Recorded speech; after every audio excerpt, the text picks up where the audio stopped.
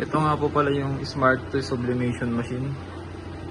Ito nga po pala yung head ng Smart 2 machine. Capping ng Smart 2. Nozzle clean po natin.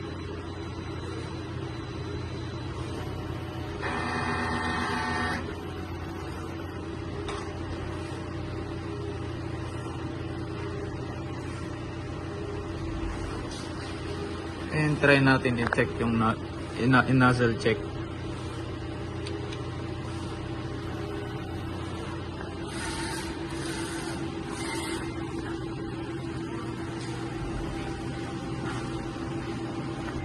Ito nga po pala yung waste tank.